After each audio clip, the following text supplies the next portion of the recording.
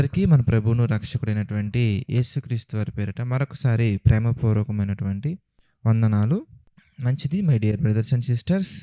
ఈరోజు కూడా కొన్ని విషయాలు మన బైబిల్లో నుంచి ధ్యానించినట్లయితే,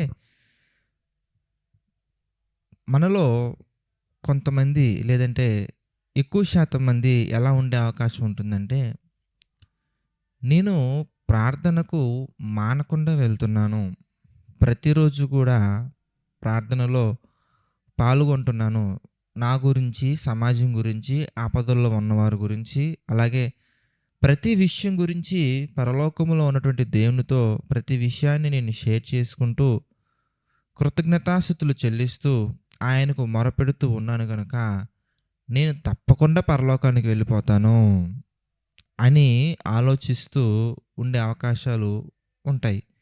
ఇంకొంతమంది బాప్తిసం తీసుకుంటే చాలు పరలోకానికి వెళ్ళిపోతామనే ఆలోచనలో ఉండేవాళ్ళు కూడా ఉన్నారు. అంటే పరలోకం వెళ్ళాలి అనగానే మనకు ఎలా వెళ్ళాలి, ఏ విధంగా వెళ్ళాలి, ఏం చేస్తే వెళ్తామనే దాని మీద ఒక స్పష్టత ఉండాలి.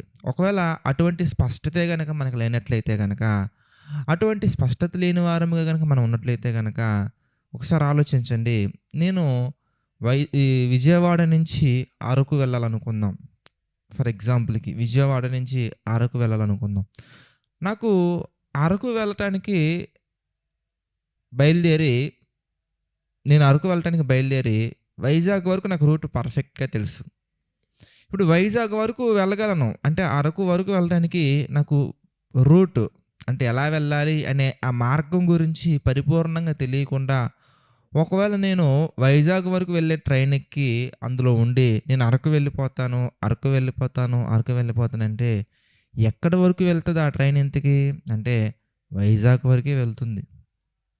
మరి అక్కడి నుంచి ఎలా వెళ్ళాలో తెలియకపోతే మనం ఎప్పటికైనా కానీ అరకు వెళ్ళే అవకాశం ఉందంటారా? మొట్టమొదటిగా మనకైనా తెలియాలి వైజాగ్ నుంచి అరకు ఎలా వెళ్ళాలో. లేదంటే కనుక తెలియకపోతే ఎవరినైనా అడగాలి, ఎలా వెళ్ళాలండి, ఏ విధంగా వెళ్ళాలని అడగాలి. లేదంటే కనుక ఎవరు చెప్పిన మాటలన్నీ మనం వినేయచ్చా అంటే ఆ అథెంటిక్ ఇన్ఫర్మేషన్ ఎక్కడ దొరుకుతుంది, ప్రాపర్ ఇన్ఫర్మేషన్ ఎక్కడ దొరుకుతుంది అనేది మనం తెలుసుకొని ఆ పర్టికులర్ ఛానల్ ద్వారా మనం అప్రోచ్ అయితే కనుక తప్పకుండా మనం వెళ్ళగలం. అలా మనం అప్రోచ్ అవ్వకుండా, అసలు తెలుసుకోకుండా మనం ఉన్న ప్లేస్లోనే మనం ఉండి ఎంత మనం మొరపెట్టుకున్నా కానీ, మనం ఉన్న ప్లేస్లోనే మనం ఉండి ఎన్ని ప్రయత్నాలు చేసినా కానీ అరకు వెళ్ళడానికి కాకుండా మిగిలిన ఎన్ని ప్రయత్నాలు చేసినా కానీ మనం అరకు అయితే వెళ్ళే అవకాశాలు లేవు. అంటే భూమి మీద ఒక ప్రాంతం నుంచి మరొక ప్రాంతానికి వెళ్ళాలంటేనే దాని గురించినటువంటి ఒక ప్రాపర్ అవేర్నెస్ మనకు ఉండాలి. లేదంటే కనుక మనల్ని తీసుకువెళ్ళేవారైనా మనతో ఉండాలి. ఆ ప్లేస్కి తెలిసినటువంటి వారు మనల్ని తీసుకువెళ్ళే వాళ్ళైనా ఉండాలి. మరి ఈ భూమి మీద ఉన్నటువంటి ఈ కొద్ది ప్రాంతాలుగా మనకి ఇలా అనిపిస్తుంటే, మరి విశ్వంలో భూమి చాలా చిన్నదండి. సౌర కుటుంబంలోనే చాలా చిన్నది, పాలపంత నక్షత్ర మండలంలోనే చాలా చిన్నది. ఎన్నో క్లస్టర్స్ ఉంటాయి, ఎన్నో గ్యాలక్సీస్ ఉంటాయి. వాటితో పోల్చుకుంటే భూమి అసలు కంటికి కనిపించనంత చాలా ఒక టైనీ పార్టికల్లా మనకు కనబడుతుంటుంది. ఈ విశ్వంకి పైన పరలోకం ఉందని మనకు అర్థమవుతుంది కదా. మరి ఆ పరలోకానికి చేరుకోవాలంటే ఎలా అనే దాని పట్ల ఒక ప్రాపర్ అనాలిసిస్ మనకు లేకుండా, ఒక అవేర్నెస్ లేకుండా మనం కనుక ఏదో మన భక్తి మనం కొనసాగించినట్లయితే కనుక తప్పకుండా పరలోకానికి మనం వెళ్ళమండి. పరలోకానికి వెళ్ళాలంటే ఏ విధంగా వెళ్ళాలి అనే దాని పట్ల ఒక పరిపూర్ణమైనటువంటి అవగాహన మనకు ఉండాలి. దీన్ని ప్రభు కృపను బట్టి, ప్రభు ఇచ్చినటువంటి జ్ఞానాన్ని బట్టి మరి బైబిల్లో నుంచి నేను 4 భాగాలుగా విభజించి నేను మాట్లాడతాను.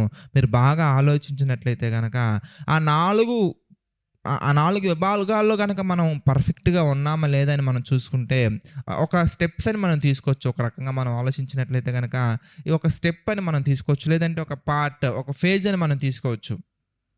అందులో మొదటిది మనం ఆలోచించినట్లయితే my dear brothers and sisters, రోమీలకు రాసినటువంటి పత్రిక 10వ అధ్యాయము 9-10 వచనాలు మనం చూద్దాం. రోమీలకు రాసినటువంటి పత్రిక 10వ అధ్యాయము 9-10 వచనాలు కనుక మనం జాగ్రత్తగా ఈ సందర్భంలో మనం ధ్యానించినట్లయితే, యేసు ప్రభువని నీ నోటితో ఒప్పుకొని దేవుడు మృతులలో నుండి ఆయనను లేపనని నీ హృదయమందు విశ్వసించిన ఎడల నీవు రక్షింపబడుదువు.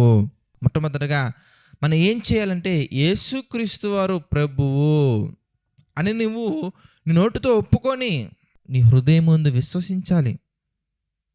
అప్పుడు మాత్రమే మనం రక్షింపబడతాము.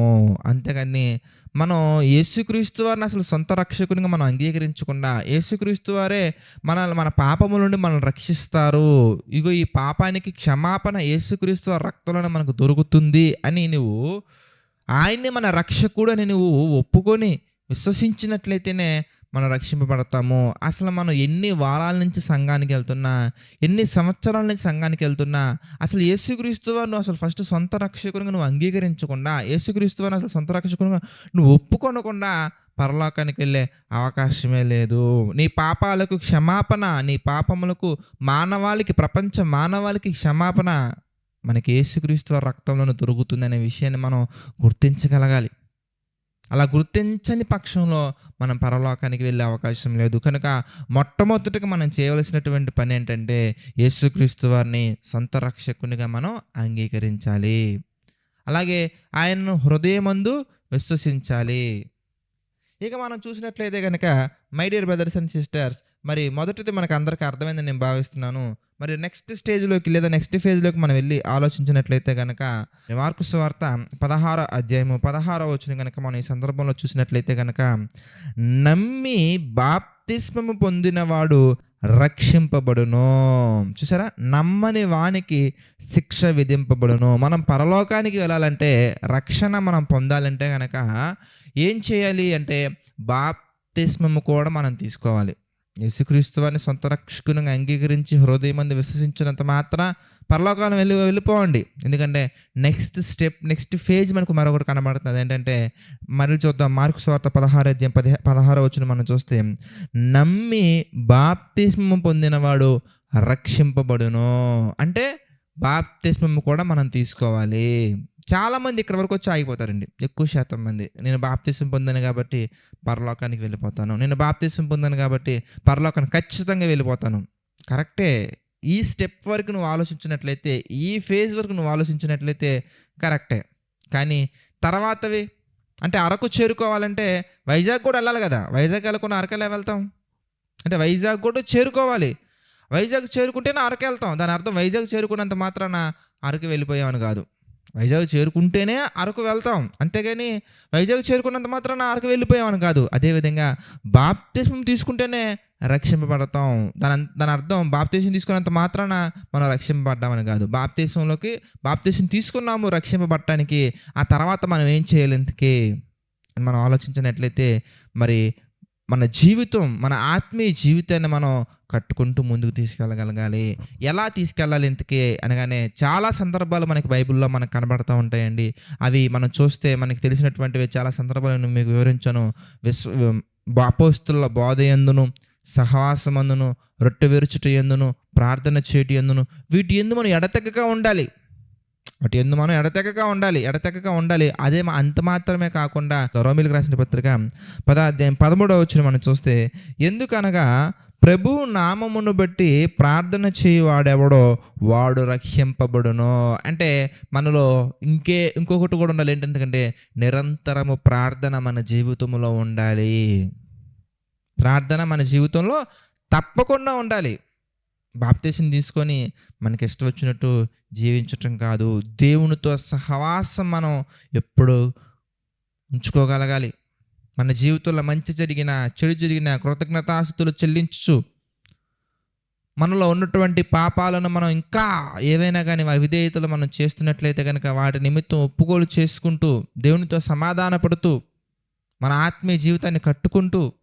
ఏమంటే భార్యాభర్తల మధ్య గొడవ జరిగిందనుకోండి, భర్త కానీ భార్య కానీ ఇద్దరిలో ఎవరో ఒకరు సమాధాన పడే ప్రయత్నం చేస్తారు. సమాధాన పడే ప్రయత్నం చేయకపోతే మరి ఆ జీవితం అనేది పీస్ఫుల్గా ఎండ్ అవ్వదు.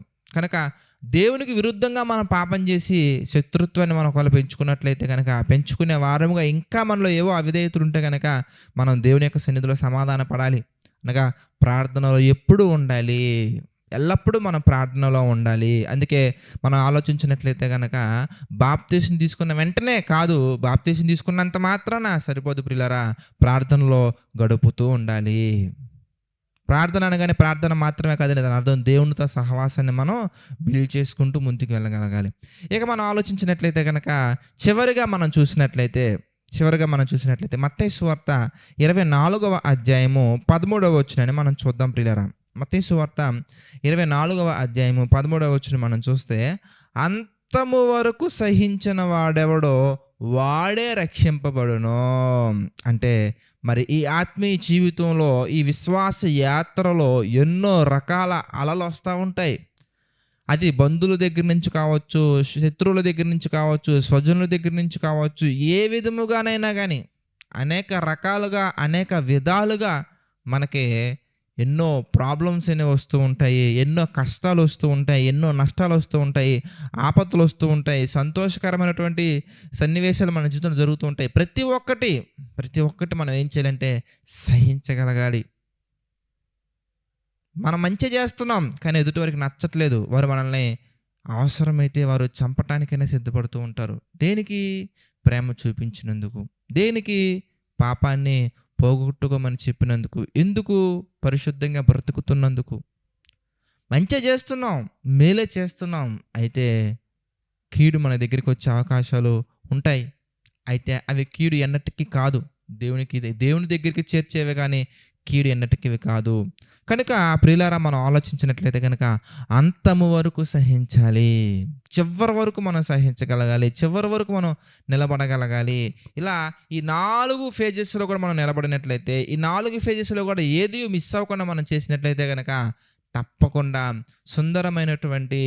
బహుసుందరమైనటువంటి ఆ పరలోకం సుందరంగా ఉందా లేదా అనే దానికోసం మనం పరలోకం వెళ్ళట్లేదులే, కానీ మనం ఇప్పటి వరకు దేవుణ్ణి చూడలేదు కదా, ఆ పరలోకపు తండ్రిని మనం చూసి మన నిమిత్తం తన ప్రేమను చూపిస్తూ, మన నిమిత్తం ఎన్నో త్యాగాలు చేస్తూ, మన కొరకు అన్నీ అందించినటువంటి ఆ దేవుణ్ణి చూసి అతనితో ఉండే గొప్ప అవకాశాన్ని మనం పొందుకోవాలంటే కనుక తప్పకుండా ఈ 4 విషయాల్లో మనం పరిపూర్ణంగా మనం ఉండాలి. ఈ పరిపూర్ణంగా ఉండగలిగినట్లయితే తప్పకుండా మనం పరలోకానికి వెళ్తాం. కనుక ఈ మాటలు మీ అందరి హృదయాలలో నీరు కట్టి ఫలింపచేయాలని మనస్ఫూర్తిగా కోరుకుంటూ ఇంతటితో నా ఈ మాటలు ముగిస్తున్నాను. ప్రార్థన చేసుకుందామని ప్రతి ఒక్కరు తలలో వంచి ప్రార్థనలో ఏకీభవించండి. ప్రార్థన. సకల ఆశీర్వాదములకు కారణభూతుడమైనటువంటి మా ప్రియమైన పరలోకపు తండ్రి, పరిశుద్ధుడ, మహోన్నతుడ, ఈ యొక్క ఉదయకాల సమయమున మీ మాటలు ధ్యానించడానికి మాకు సహాయం చేస్తున్నారు తండ్రి. మీకు కృతజ్ఞతాస్తుతులు చెల్లించుకుంటున్నాము దేవా. మమ్మల్ని అందరినీ మీరు దీవించండి, ఆశీర్వదించండి.